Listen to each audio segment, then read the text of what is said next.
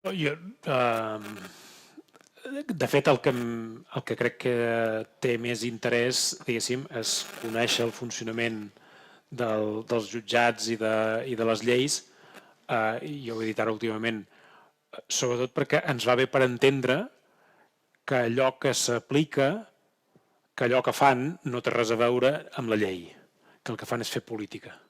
O sigui que si tu, no, tots els advocats ens ha passat i professors que ho han dit, no, és que jo tot el que coneixia del dret no em serveix per entendre el que estan fent. I potser ja ens ha costat una mica arribar a la conclusió de que no estaven aplicant el dret, que estaven fent política. I que estaven fent política de la pitjor que es pot fer, que és bàsicament colpisme. Estaven fent una supressió de la democràcia, una supressió de tots els canals d'expressió política, diguéssim, d'un règim democràtic com se suposava que era el nostre, i estaven imposant la seva voluntat del més fort, pur i simplement. Per tant,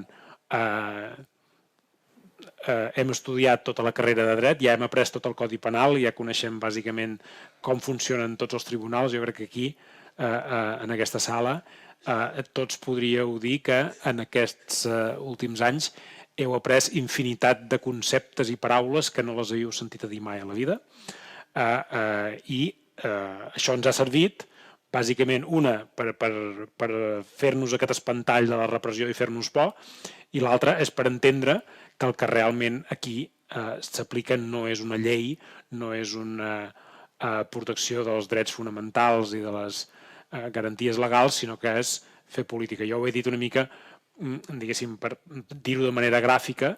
Si tu et llegeixes el Codi Penal, la llei orgànica, el Poder Judicial, la Constitució, el que sigui, i intentes explicar tot el que ha passat a Catalunya en els últims anys, no entens res. No hi ha cap llei que te permeti explicar tot el que ha passat.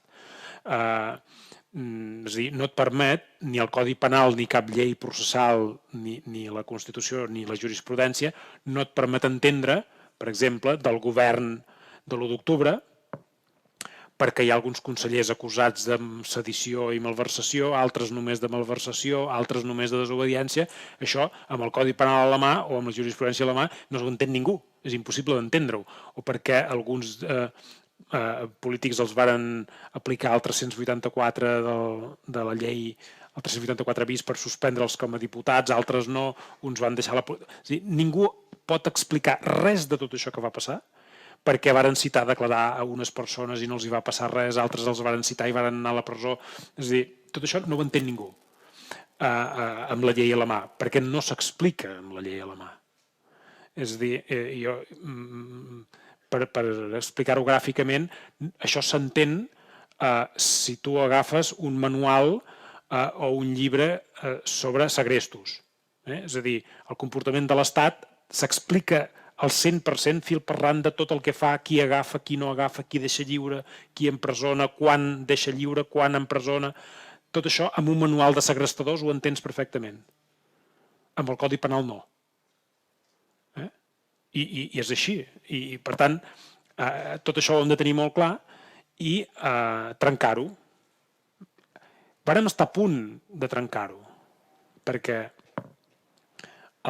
quan varen segrestar tot el govern de l'1 d'octubre, ells es pensaven que pagaríem el rescat dels hostatges, que era votar un govern unionista que permetés tornar a la normalitat autonòmica immediatament. Per això varen convocar les eleccions del 21 de desembre immediatament amb l'aplicació del 155. Recordeu que es parlava que el 155 duraria 6 mesos, si duraria un any, si podia durar més temps, i ens vàrem trobar amb la sorpresa, que ningú s'esperava, que el mateix dia que s'aplicava el 155 es convocaven eleccions, perquè tenien previst que aquelles eleccions les guanyarien ells. I aquest era el rescat dels hostatges, era votar una altra cosa, és a dir, canviar el nostre vot, canviar la nostra opció política. I no ho vàrem fer, vàrem des del seu punt de vista, i per tant el càstig, diguéssim, es va haver de diversificar, es va haver de complicar. Després, tot el que ha passat ja ho sabem. Després, penseu només en aquesta lògica. de pagar el rescat dels ostatges i tots s'entén el que ha passat fins ara. Ara, com que ja ho hem après tot, jo crec que ara ja ho sabem tot, ara és tirar-nos, diguéssim, sobre l'esquena el que ha de venir, la repressió, donar-la per descomptada. Si tu el càstig el dones per fet, l'amortises, el provisiones, en termes empresarials o comptables diries que fas una provisió pel càstig. Jo, en el meu judici, jo tenia una acusació d'inhabilitació que la tenia perfectament provisionada perquè no tenia cap càrrec polític. Per tant, m'inhabilitaven per un càrrec que no tenc. Per tant, em preocupava zero. I l'altre em demanaven una multa de 30.000 euros. Jo, durant els 3 anys que vaig estar de vicepresident del Parlament, ja vaig estalviar 30.000 euros i, per tant, això no em preocupava gens. I per tant, a mi em podien posar una multa i em podien posar una inhabilitació que m'era exactament igual. I, per tant, a partir d'aquí, segueixes sense que t'afecti la repressió. I aquí és quan pots aconseguir una cosa que, paradoxalment, i aquí acabaria, jo estic intuint que ara ja comença a donar-se, que és que la por de la presó està canviant de bàndol. Perquè ara aquesta pau, no? I quan ve en Pedro Sánchez amb aquella fatxenderia dient que ha aconseguit la reconciliació, que ha aconseguit el retrobament, que ha solucionat el problema de Catalunya, clar, la idea subjacent és que ara ja no cal tancar ningú a la presó perquè tot és superpacífic i tot està desinflamat, ja que en diuen, no?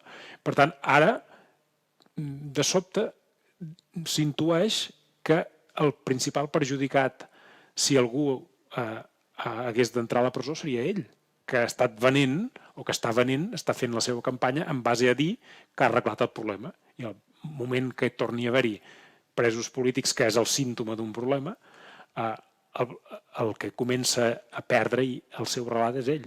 Per tant, assumim això també, no? Que aquesta por està canviant de bàndol. Nosaltres hem de perdre la por a la repressió i, sobretot, si veiem que sembla ser que ells ara, per molt que amenacin i per molt codis penals que facin, en realitat no tenen ganes de tancar gent a la presó, aprofitar-ho.